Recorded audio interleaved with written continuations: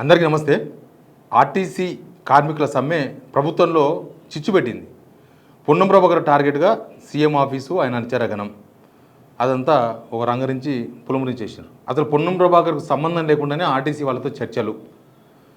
పొన్నం ప్రభాకరే ఇదంతా ప్రొవోక్ చేసిండు, ఆర్టీసీ సమ్మె గోతల్లి చేసిండు అనేది ఒక పెద్ద ప్రచారం.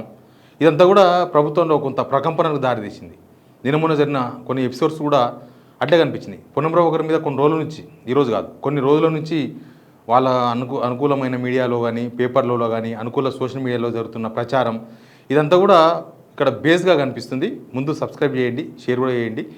ముఖ్యంగా ఏ డిపార్ట్మెంట్ అయినా సరే, ఏ డిపార్ట్మెంట్కు సంబంధించిన ఉద్యోగులైనా సమ్మె చేస్తే ఆ శాఖ మంత్రి బాగా ఇన్వాల్వ్ అవుతారు. ఆ శాఖ మంత్రితో చర్చలు జరుగుతాయి.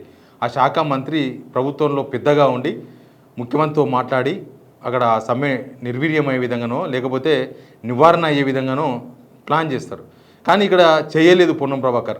పొన్నం ప్రభాకరే మొత్తం దీనికంత కారణం అనేది ప్రభుత్వంలో సీఎం ఆఫీస్ నుంచి, సీఎం దగ్గర నుంచి, సీఎం వర్గంగా చెప్పుకున్న వాళ్ళందరూ కూడా చేస్తున్న టార్గెట్. అసలు ఏం జరిగింది, ఏం జరిగిపోతుంది, అసలు ఎందుకు జరిగింది ఇట్లాంటి చాలా అంశాల మీద మాట్లాడదాం. ముందు సబ్స్క్రైబ్ చేయండి, షేర్ కూడా చేయండి. ముఖ్యంగా మనకి 2-3 రోజుల్లో చూస్తున్నాం ఆర్టీసీ కార్మికుల సమ్మె. 3 రోజులు ప్రభుత్వాన్ని కుతకుతలాడించింది. ఏకంగా ఒక డ్రైవర్ ఆత్మహత్య చేసుకోవడం, మిగతా కొంతమంది ఆత్మహత్య యత్నం చేయడం, తర్వాత జరిగిన చర్చలు ఇవన్నీ కూడా చూస్తే పొన్నం ప్రభాకర్ టార్గెట్ అండ్ అనేది వెరీ స్పెషల్గా కనిపిస్తుంది. వీళ్ళతో చర్చలు జరపడానికి ఒక 4 ఐఏఎస్ల కమిటీ చేసిండ్రు. ముందు ఐఏఎస్ల కమిటీ కూడా మంత్రికి సంబంధం లేదు. మొత్తం స్పెషల్ చీఫ్ సెక్రటరీ వికాస చైర్మన్గా, ఆర్టీసీ ఎండి నాగిరెడ్డి కన్వీనర్గా, కార్మిక శాఖ స్పెషల్ చీఫ్ సెక్రటరీ, ఆర్థిక శాఖ ప్రిన్సిపల్ సెక్రటరీ సభ్యులుగా పెట్టినారు. కానీ ఇది పొన్నం ప్రభాకర్కు తెలియకుండా జరిగింది అనేది ప్రభుత్వంలో జరుగుతున్న చర్చ. పొన్నం ప్రభాకర్ ఒక రవాణా శాఖ మంత్రిగా ఉన్నాడు, బట్ ఆయన శాఖకు సంబంధించిన సమ్మె జరిగింది. బట్ ఆయనకు తెలియకుండానే 4 ఐఏఎస్ల కమిటీ వేశారు. అంతకన్నా ముందు ఏం జరిగిందంటే ఆర్టీసీ కార్మిక సంఘాలతో సంబంధం లేకుండా కొంతమంది ఆర్టీసీలో నాయకులుగా చలామణి అవుతున్న వాళ్ళను సీఎం ఆఫీస్ నుంచి ఆపరేట్ చేసినారు. వాళ్ళు సీఎం ఆఫీస్ నుంచి ఆపరేట్ చేయడం అంటే సీఎంకు అత్యంత అనుచరుడు వేం నరేందర్ రెడ్డితో వీళ్ళందరూ సమావేశమైనారు. అక్కడ ఏం చర్చలు జరిగినాయి, సమ్మెను విరింపజేసే ప్రయత్నం జరిగిందా, ఒకవేళ సమ్మెను విరింపజేసే ప్రయత్నం జరిగితే సమ్మె ఇంత దూరం రాకూడదు.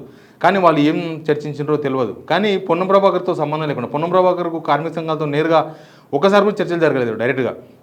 నిన్న ఈ బట్టి విక్రమార్క ఆధ్వర్యంలో జరిగిన కమిటీలో పొన్నం ప్రభాకర్ ఉన్నాడు. కానీ అది ఒక నామినల్గా జరిగిన పొన్నం ప్రభాకర్ పాత్రనే. దానిలో మొత్తం ఫైనాన్స్ మినిస్టరు లేకపోతే ఇంకొక మినిస్టరు వీళ్ళు మాట్లాడిన చర్చలే తప్ప పొన్నం ప్రభాకర్ ఇప్పటి వరకు దాదాపు 45 రోజుల నుంచి ఈ సమ్మెకు సంబంధించిన ప్రక్రియ, నోటీసులు ఇవ్వడం కానీ, తర్వాత ప్రభుత్వ యాజమాన్యానికి, ఆర్టీసీ యాజమాన్యానికి నోటీసులు ఇవ్వడం కానీ, లేకపోతే మిగతా వార్నింగ్లు ఇవ్వడం కానీ ఆర్టీసీ కార్మిక సంఘాలు ఇవన్నీ చేసినా కూడా పొన్నం ప్రభాకర్తో నేరుగా జేఏసీ కలవకుండా సీఎం ఆఫీస్ నుంచి అడ్డుకున్నారు. సీఎంఓలో ఉండే ఇంకా కొంత అనధికార వర్గం కూడా కార్మిక సంఘాలతో నేరుగా మాట్లాడింది తప్ప పొన్నం ప్రభాకర్ను టచ్ చేయనీయలేదు అనేది ఒక ప్రధానమైన చర్చ ఒకటి నడుస్తుంది. నిజానికి మొన్న డ్రైవర్ ఆత్మహత్యయత్నం చేసిండు కదా శంకర్ గౌడ్, చేసిన తర్వాత హాస్పిటల్ తీసుకొచ్చిన హైదరాబాద్ తీసుకొస్తే కూడా మిగతా మినిస్టర్లు ఎవరు కూడా పొన్నం ప్రభాకర్ ఏమంటే పోండి అంటే కూడా పోలేదంట. ఇదంతా పొన్నం ప్రభాకర్ చూసుకుంటాడు. అంటే అక్కడ ఇబ్బంది ఉంది, అక్కడ జనమంతా చాలామంది వస్తున్నారు, అక్కడ ఒక మంత్రి పోతే ఇబ్బంది అవుతుందని తెలిసినా కూడా పొన్నం ప్రభాకర్ని మాత్రమే హాస్పిటల్ పంపించారు. మిగతా వాళ్ళందరూ ఎవరి ఇంట్లోకి వాళ్ళు వెళ్ళిపోయారు. ఇంట్లో చుట్టాలు ఉన్నారని కొందరు, ఇంట్లో మా కాన్స్టిట్యున్సీ జనం వచ్చారని కొందరు, ఇంకేదో కారణం అని చెప్పి మొత్తం మినిస్టర్స్ అంతా కూడా జారుకున్నారు. ముఖ్యమంత్రి ఎవరైనా చేసుకొని పొన్నం ప్రభాకర్ దీనికి బాధ్యుడని మొత్తం నిండా మునిగిన తర్వాత ఆయనకు బాధ్యత అప్పగించేసి ఆయన కూడా ఇంటికి వెళ్ళిపోయిండు. అదంతా మనం చూసినాం. ఎంత వ్యవహారం జరిగిందంటే ఒక కార్మికుడు చచ్చిపోయిండు, మిగతా వాళ్ళంతా ఆందోళన చెందుతున్నారు. నిన్న రేవంత్ రెడ్డి ఏం చేసిండు, ఆయన ఎంసీహెచ్ఆడి పోయి ఎంసీహెచ్ఆడిలో ఒక ఆఫీస్ కడుతున్నారు. అక్కడ పెద్ద ఆఫీస్ 100 కోట్లు పెట్టి ఒక క్యాంప్ ఆఫీస్ కట్టుకుంటున్నాడు రేవంత్ రెడ్డి. దాన్ని చూసి పోయి అనువన్న తిరిగి పరిశీలించి రివ్యూలు చేసి ఆడ అధికారులతో కూర్చొని ఆ కార్యక్రమం నిర్వహించిండు. అంతే తప్ప అసలు ఆర్టీసీ ఇంత జరుగుతుంది, ఇంత వ్యవహారం జరుగుతుంది, దీనిలో ఆర్టీసీలో ఏం జరిగినా కూడా పొన్నం ప్రభాకరే కారణమవుతాడు, పొన్నం ప్రభాకరే దీనికి బాధ్యుడు అవుతాడు అనే విధంగా సీఎం వ్యవహరించడం అనేది చాలా క్లియర్గా కనిపించింది. అసలు పొన్నం ప్రభాకర్ మీద ఈ రోజున కాదు, కొన్ని రోజుల నుంచి టార్గెట్గా నడుస్తుంది. అసలు పొన్నం ప్రభాకర్ మంత్రి పదవే పోతుంది కదా ఇప్పుడు మొత్తం చర్చ అంతా కూడా. క్యాబినెట్ రీషఫ్లింగ్ అనే వరకు పొన్నం ప్రభాకర్ ఫస్ట్ ఆయన పదవి పోతుందని చెప్పేసి కొన్ని పేపర్లో వార్తలు రాపిచ్చేస్తారు. పొన్నం ప్రభాకరే సీఎం ఒక టార్గెట్, సీఎం ఆఫీస్కు టార్గెట్ అనమాట.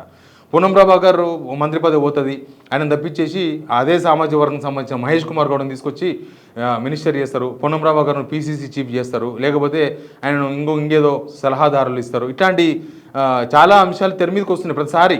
పొన్నం ప్రభాకర్ ఏంది అసలు? పొన్నం ప్రభాకర్ ఏంటంటే సీఎం ఇంటికి పోడు, సీఎంతో డైరెక్ట్గా నేనే వచ్చి మీ ఇంటికాడ మాట్లాడతాను, ఇంటికి పోడు. పొన్నం ప్రభాకర్ ఇంటికి పోయిన దాఖలాలు చాలా చాలా తక్కువ. మిగతా మినిస్టర్ పొంగులేటి శ్రీనివాస్ రెడ్డో లేకపోతే ఇంకోరో ప్రతిరోజు కనిపిస్తుంటారు మనకు. కానీ పొన్నం ప్రభాకర్ మాత్రం ఒక్కసారి కూడా సీఎం ఇంటికాడ కనబడాడు. ఎందుకు అంటే సీఎం ఇంటికి పోడు. ఆయన స్వతహాగానే ఉద్యమకారుడు, కొంత ఇగో ఉంటుంది కదా, కొంత ఆత్మాభిమానం కూడా ఉంటుంది కదా, బహుశా అందుకేనేమో ఆయన ఎప్పుడు పోడు. కానీ మొత్తం ఈ వ్యవహారంలో ఆర్టీసీ కార్మిక సమ్మె విషయంలో మొత్తం పొన్నం ప్రభాకరే చేసిండు అనేది సీఎంఓలో ఉన్న ప్రధానమైన అనుమానం. అంటే ఇప్పుడు కార్మిక సంఘాలను సమ్మెకోయే వరకు పొన్నం ప్రభాకరే ప్రోత్సాహం అందించిండు. ఆయన మిగతా గవర్నమెంట్కి యాంటీ మీడియాకు క్లూస్ ఇస్తున్నాడు, యాంటీ మీడియాకు కొంత సమాచారం ఇస్తున్నాడు పొన్నం ప్రభాకర్ అనేది సీఎంఓ ఆఫీస్ నుంచి ప్రతిరోజు జరుగుతున్న అనుమానం. యాక్చువల్గా ఆర్టీసీ కార్మిక సంఘాలు ఒక్క తాడు మీదకి వచ్చి జేఏసీగా ఏర్పాటయ్యి వాళ్ళకి సమ్మెకు వనికి కారణము 100% సీఎం ఆఫీసే. ఎందుకంటే వాళ్ళలో చీలిక తీసుకొచ్చే ప్రయత్నం చేసిండ్రు. ఆ చీలిక తీసుకొచ్చే ప్రయత్నంలో భాగంగానే వేం నరేంద్ర రెడ్డి కొంతమందిని పిలిచి సపరేట్గా జేఏసీలో వాళ్ళు ప్రధానమైన చర్చించే స్థాయిలో లేకపోయినా వాళ్ళతో చర్చలు జరిపి ఆర్టీసీ కార్మికులు రెచ్చగొట్టిండు. ఆర్టీసీ కార్మికులు ప్రభుత్వం మీద చేస్తుంది, మమ్మల్ని విడగొడుతున్నారు, లేకపోతే సమ్మెను నిర్వీర్యం చేసే ప్రయత్నం చేస్తున్నారు, లేకపోతే సమ్మె జరగకుండా మాలో చీలిక తీసుకొచ్చే ప్రయత్నం చేస్తున్నారు అనేది ఆర్టీసీ కార్మికులకు అర్థమైపోయింది. ఆ ఎపిసోడ్తోన వాళ్ళు ఇంకా మరింత స్పీడ్గా సమ్మెకు దిగారు. ఈ సమ్మె దిగడంతోన మొత్తం రవాణా శాఖ మంత్రిగా పొన్నం ప్రభాకర్ టార్గెట్ అయిపోయాడు. కానీ ఆయన మాట్లాడే అవకాశం లేదు, ఆయన ఎవరితో కలిసే అవకాశం లేదు, ఆయనకు ఆ ఛాన్సులు ఇవ్వాలి, ఆయనకు ఆ బాధ్యతలే అప్పగించలేదు. అసలు ఈ సమ్మెకు సంబంధించిన పూర్తి సమాచారం పొన్నం ప్రభాకర్ గవర్నమెంట్కి ఇవ్వలేదు, అందుకే ఈ సమ్మె జరిగింది అనే విధంగా సోషల్ మీడియాలో కానీ లేకపోతే సీఎం వర్గాల్లో కానీ ఇదంతా ప్రొజెక్ట్ అవుతుంది. అంటే పొన్నం ప్రభాకర్ జరిగే వరకేమో దాన్ని జరిగితేనే పొన్నం ప్రభాకర్ టార్గెట్ అవుతాడు అనేది ఒక రకమైన స్ట్రాటజీ నడిపించారు. సమ్మె స్టార్ట్ అయిన తర్వాత అసలు పొన్నం ప్రభాకర్కు సంబంధం లేకుండానే, పొన్నం ప్రభాకర్తో చర్చలు జరపకుండానే, పొన్నం ప్రభాకర్ పాత్ర లేకుండానే చర్చలు జరిపే ప్రయత్నం చేశారు. ఆ తర్వాత మొత్తం సమ్మె మీదకి వచ్చి ఒక 2-3 రోజుల్లోనే ఇట్లాంటి ప్రాణాలు తీసుకునే స్టేజ్కి వచ్చే వరకు మొత్తం పొన్నం ప్రభాకర్ కారణం. దీనికి పొన్నం ప్రభాకర్ ఇదంతా చేసిండు, పొన్నం ప్రభాకరే సమ్మె పోయే విధంగా చేసిండు.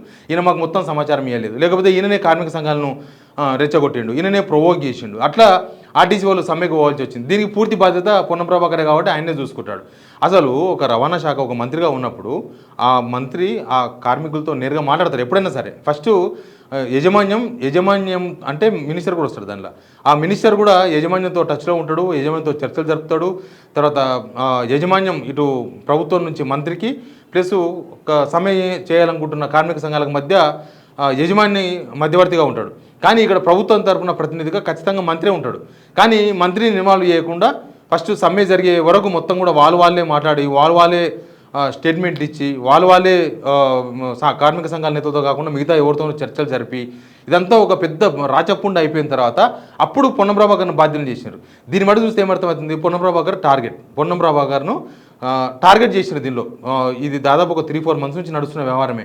క్యాబినెట్ రీషఫ్లింగ్ అవుతారని, ఈయనను తీసేస్తారని, పొన్నం ప్రభాకర్ను పంపించేస్తారని, పొన్నం ప్రభాకర్ అవినీతికి పాల్పడ్డాడని, పొన్నం ప్రభాకర్ వ్యతిరేకులందరూ కూడా పొన్నం ప్రభాకర్ను టార్గెట్ చేసే విధంగా మొత్తం సీఎం ఆఫీస్ నుంచి నడిచిన ఒక స్కెచ్.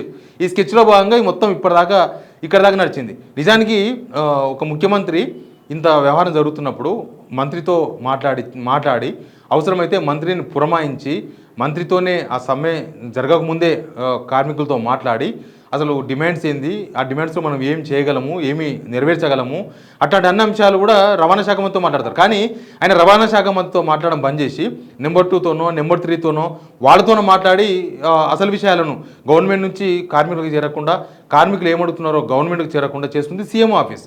కానీ మధ్యలో పొన్నం ప్రభాకర్ను డమ్మీ వేసి పడేసిండ్రు. అసలు ఆయనకు సంబంధం లేనట్టు, ఆయన రవాణా శాఖ మంత్రే కానట్లు, అసలు మొత్తం అయిపోయినాకనేమో మొత్తం ఆయనే చేసినట్లుగా, అసలు కింది నుంచి కార్మిక సంఘాల నుంచే ప్రభుత్వానికి సమాచారం లేదన్నట్టుగా మొత్తం ప్రొజెక్ట్ చేసే ప్రయత్నం చేశారు. మొత్తంగా ఈ ఎపిసోడ్లో పొన్నం ప్రభాకర్ టార్గెట్ అయిపోయాడు. పొన్నం ప్రభాకర్ను టార్గెట్ అయిపోవడం అంటే టార్గెట్ చేసినందుకు క్లియర్గా కనబడుతుంది. ఇట్లా మొత్తం కూడా ఈ రవాణా శాఖకు సంబంధించిన, ఈ ట్రాన్స్పోర్ట్ డిపార్ట్మెంట్కి సంబంధించింది, ఆర్టీసీకి సంబంధించిన విషయంలో మొత్తం ఈ 3 రోజులు జరిగిన ఎపిసోడ్ 1, 2, 3 3 రోజులకే మొత్తం వ్యవహారం అంతా గొంతు కాడికి రావడానికి కారణం వీళ్ళ మధ్య ఉన్న భేదాభిప్రాయాలు, లేకపోతే ఒకరినొకరు టార్గెట్ చేసుకున్న ప్రయత్నాలుగానే కనిపిస్తున్నాయి. Please subscribe.